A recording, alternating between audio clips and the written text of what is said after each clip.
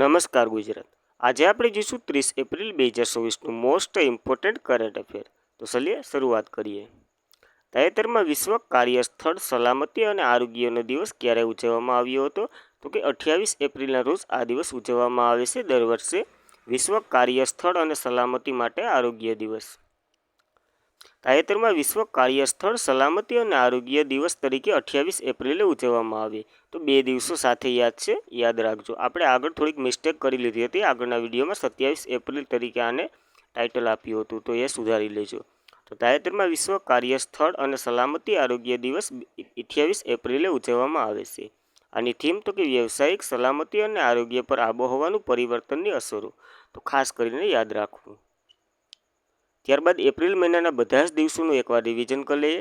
1 April તો કે ઉત્કર્ષ દિવસ, 2 એપ્રિલ તો કે વિશ્વ ઓટિઝમ જાગૃત દિવસ, 4 એપ્રિલ તો કે ખાણ જાગૃત દિવસ, 5 એપ્રિલ તો કે આંતરરાષ્ટ્રીય અંતરામ દિવસ, 5 એપ્રિલ તો કે રાષ્ટ્રીય દરિયાઈ દિવસ, 6 એપ્રિલે તો કે આંતરરાષ્ટ્રીય રમતગમત દિવસ, રાષ્ટ્રીય હાથ બનાવટી દિવસ અને 6 એપ્રિલે તો કે રાષ્ટ્રીય પુસ્તકાલય દિવસ. આ ત્રણેય દિવસો ઉજવવામાં આવે છે. 7 એપ્રિલ તો કે વિશ્વ આરોગ્ય દિવસ ઉજવવામાં આવે છે. 10 એપ્રિલ તો કે વિશ્વ હોમિયોપેથી દિવસ ઉજવાય છે. 11 એપ્રિલ તો કે રાષ્ટ્રીય સલામતી માતૃત્વ દિવસ અને વિશ્વ પાંક્ષિક દિવસ બંને દિવસો ઉજવાય છે. 12 એપ્રિલની વાત કરીએ તો માનવ અવકાશના ઉડાન આંતરરાષ્ટ્રીય દિવસ તરીકે ઉજવવામાં આવે છે. 14 એપ્રિલની વાત કરીએ તો વિશ્વ સંગારા રોગ દિવસ, વિશ્વ કૌંટેમન દિવસ અને સમાનતાના દિવસો ઉજવાય છે 14 એપ્રિલે. 15 એપ્રિલની વાત કરીએ તો વિશ્વ કળા દિવસ ઉજવવામાં આવે છે. 17 એપ્રિલની વાત કરીએ તો વિશ્વ હોમોફિલિયા દિવસ ઉજવાય છે. 18 એપ્રિલે તો કે વિશ્વ ધરોહર દિવસ ઉજવાય છે.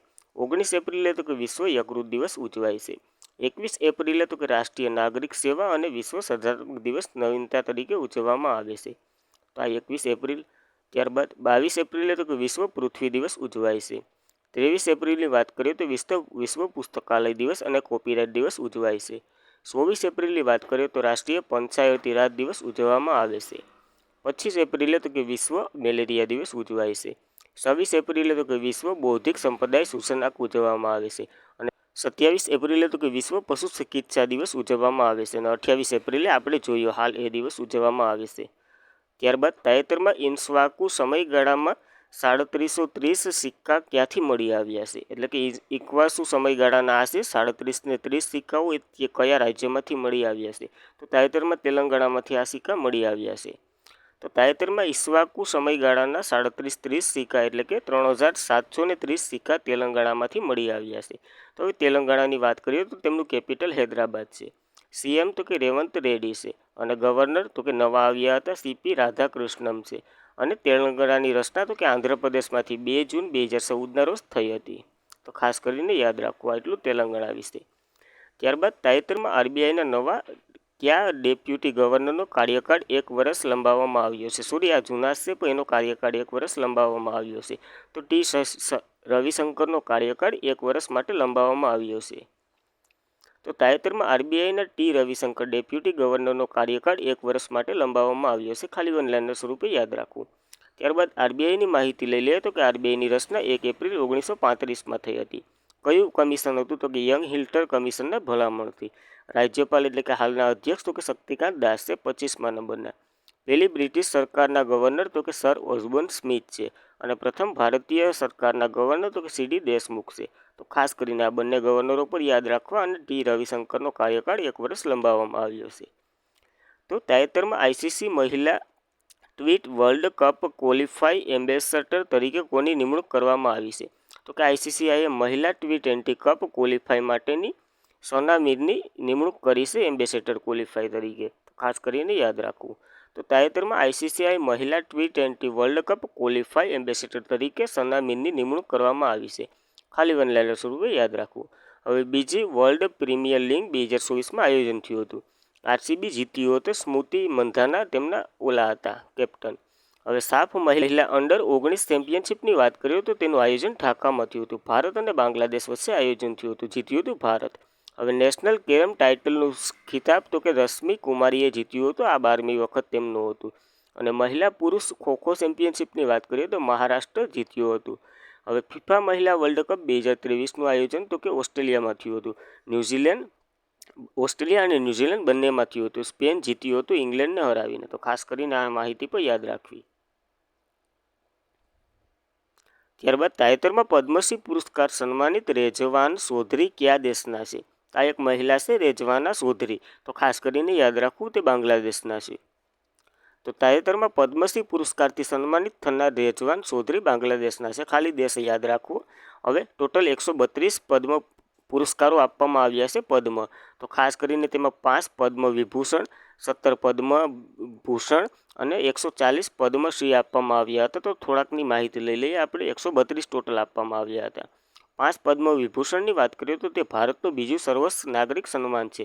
પ્રથમ કયું છે તે તમારે કોમેન્ટ કરવાનું છે. આગળ આપણે ચર્ચા કરશું.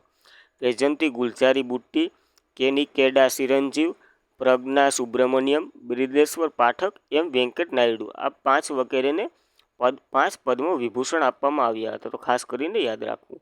ત્યારબાદ ભારત રત્ન તાજેતરમાં ચર્ચામાં હતો. તેની એક માહિતી લઈ લે તો પીવી નરસિંહ રાવ, ચૌધરી શરણસિંહ, MS સ્વામીનાથન, કર્પૂરી ઠાકોર અને લાલકૃષ્ણ અડવાણી આ વગેરેને ભારત રત્ન આપવામાં આવ્યા હતા તાજેતરમાં. તો આ માહિતી પર તમારે યાદ રાખવી મિત્રો. ત્યારબાદ તાજેતરમાં વિજિલન્સ પોર્ટને ભારતના પ્રથમ ટ્રાન્સશિપમેન્ટ હબ તરીકે મંજૂર કરવામાં આવી છે. તો આ વિજિલન્સ પોર્ટલ ક્યાં આવેલું છે એટલે કયું બંદર છે? તે કેરળનું એક બંદર છે, કારણ કે કેરળનો દરિયો સૌથી ઊંડો દરિયો છે. તો તાજેતરમાં એટલા માટે ચર્ચામાં છે. તાજેતરમાં વિજિલન્સ પોર્ટલ ભારતનું પ્રથમ ટ્રાન્સશિપમેન્ટ હબ તરીકે મંજૂર કરવામાં આવી છે. આ બંદર કેરળમાં આવેલું છે. ખાસ કરીને યાદ રાખવું ઓનલાઈન સ્વરૂપે. ત્યારબાદના થોડાક બંદરો ચર્ચામાં રહ્યા છે તે જોઈ લે. ગોપાલામપુરમ બંદર તો કે ઓડિશામાં આવેલું છે. મુદ્રા બંદર તો કે ગુજરાતમાં આવેલું છે. હરફા બંદર તો કે ઇઝરાયલમાં આવેલું છે, ભારતના સહયોગથી બનેલું છે. હજીરા બંદર તો કે ગુજરાતમાં આવેલું છે. ત્યારબાદ ધમારા પોર્ટ ઓડિશામાં આવેલું છે. સબહા બંદર તો કે ઈરાનમાં આવેલું છે. ગવાદર બંદર તો કે ચીનમાં આવેલું છે, પાકિસ્તાનમાં આવેલું છે, ચીનના સહયોગથી બનેલું છે. ડુક્કમ બંદર તો કે ઓમાનમાં આવેલું છે. કંડલા પોર્ટ તો કે ગુજરાતમાં આવેલું છે. અને વિઝલગંડ બંદર પોર્ટ તો કે કેરળમાં આવેલું છે. અને પારાદીપ બંદર ઓડિશામાં આવેલું છે. તે પણ તાજેતરમાં ચર્ચામાં હતું. તો ખાસ યાદ રાખવું. ત્યારબાદ તાજેતરમાં પ્રથમ ગલ્ફ યુથ ગેમ્સ 2024 ક્યાં આયોજન કરવામાં આવી રહ્યું છે? તો આનું આયોજન હાલ દુબઈમાં શરૂ છે. પ્રથમ ગલ્ફ યુથ ગેમ્સ છે. તો ખાસ કરીને યાદ રાખવું પ્રથમ તો તાજેતરમાં પ્રથમ ગલ્ફ યુથ ગેમ્સ 2024 દુબઈમાં આયોજન કરવામાં આવ્યું હતું. હવે ગલ્ફ યુથ ગેમ્સ 2024ની વાત કરીએ તો પહેલી આવૃત્તિ છે. UAEના દુબઈમાં તેમનું આયોજન છે. 16 એપ્રિલથી 2 મે સુધી આનું આયોજન શરૂ રહેશે. ત્યારબાદ સ્લોગન અવર ગલ્ફ એક્સ છે. અમારા યુવા, એટલું એનું સ્લોગન છે અવર ગલ્ફ એક્સ છે, અમારા યુવાનો. હવે UAE, Kuwait, Oman, Bahrain, Saudi Arab, કવાત, વસન આપી વગેરે આનું આયોજન કરશે. એટલે કે આ દેશો આમાં ભાગ લેશે. ગલ્ફ કન્ટ્રી આમાં ભાગ લેશે. તો ગલ્ફ કન્ટ્રીમાં કોણ કોણ આવે? તો કે UAE, Kuwait, Oman, Bahrain, Saudi Arab, Qatar વગેરેનો સમાવેશ થાય છે. હવે ખેલો ઇન્ડિયાની વાત કરીએ તો ખેલો ઇન્ડિયા પેરા ગેમ્સની પહેલી આવૃત્તિ તો કે એનડીમાં રમાઈ હતી. એનો માસ્કોટ તો કે ઉજ્જવલા હતો. ટોસ ઉપર તો કે હરિયાણા રહ્યું હતું. હવે ખેલો ઇન્ડિયા યુથ ગેમ્સની 6ઠ્ઠી આવૃત્તિ તો કે તમિલનાડુમાં યોજાઈ હતી. વીરા મંગી તેમનું ઓલું હતું માસ્કોટ. હવે ટોપ ઉપર તો કે મહારાષ્ટ્ર રહ્યું હતું. ત્યારબાદ ખેલો ઇન્ડિયા વિન્ટર્સ ગેમ્સની વાત કરીએ તો 4થી આવૃત્તિ હતી. લદ્દાખ અને જમ્મુ કાશ્મીરમાં આયોજન થયું હતું. સિન, તેણી, શાન વગેરે તેનો માસ્કોટ હતો અને ટોસ ઉપર આર્મી રહી હતી. હવે ખેલો ઇન્ડિયા યુનિવર્સિટી ગેમ્સની 4થી આવૃત્તિ આસામમાં યોજાઈ હતી. અષ્ટલક્ષ્મી તેમની ઓલું હતું માસ્કોટ. હવે ટોસ ઉપર તો કે ચંદીગઢ યુનિવર્સિટી રહ્યું હતું. તો આ ખેલો ઇન્ડિયાનું પણ આની સાથે રિવિઝન કરી દીધું મિત્રો.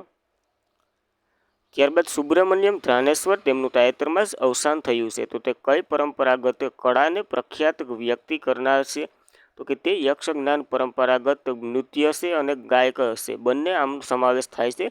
તો સુબ્રમણ્યમ ધ્રાનેશ્વર કયા ક્ષેત્ર સાથે સંકળાયેલા હતા? તો કે યક્ષગાન ક્ષેત્ર સાથે સંકળાયેલા હતા. હવે યક્ષગાન ક્યાં યોજાય છે એટલે કયા રાજ્યનું પરંપરાગત ગાયક અને નૃત્ય છે? તો કે કર્ણાટકનું નૃત્ય છે. તો ખાસ કરીને આ પોઈન્ટ પર આની સાથે નોંધવું. ત્યારબાદ તાજેતરમાં સોન Agarwal world shooting para sport tournament ચંદ્રક જીત્યો હતો. તેઓનું આયોજન ક્યાં કરવામાં આવ્યું હતું? તો કે અગ્રવાલ શૂટિંગ પેરા સ્પોર્ટ ટુર્નામેન્ટનું આયોજન ક્યાં થયું હતું? તો કે દક્ષિણ કોરિયામાં આનું આયોજન થયું હતું. ખાસ કરીને વનલાઈન સ્વરૂપે યાદ રાખવું, કારણ કે આ ભારતના છે સોના વર્લ્ડ અગ્રવાલ. તેમને સુવર્ણ પદક જીત્યું છે. તો ખાસ કરીને આ પોઈન્ટ પણ આની સાથે નોંધવો. ત્યારબાદ તાજેતરમાં યુપીઆઈ સ્વિસ કોણે લોન્ચ કર્યું છે? તો કે રેઝર પેએ આ યુપીઆઈ સ્વિસ લોન્ચ કર્યું છે. તો ખાસ કરીને આ વનલાઈનર સ્વરૂપે યાદ રાખવું. તાજેતરમાં યુપીઆઈ સ્વિસ રેઝર પેમેન્ટ બેન્કે એટલે કે પેમેન્ટે લોન્ચ કર્યું છે. આ વનલાઈનર સ્વરૂપે યાદ રાખવું. તો આજ માટે એટલું મિત્રો. Thank you for watching this video. Video તમને કેવો લાગે તે ખાસ કરીને કોમેન્ટ કરજો. વિડીયો પસંદ આવે તો લાઇક કરો, તમારા મિત્રો સુધી શેર કરો અને ચેનલને વધુમાં વધુ શેર કરો, તેથી આ માહિતી બીજા લોકો સાથે પણ પહોંચી શકે. તો જય હિન્દ, જય ભારત.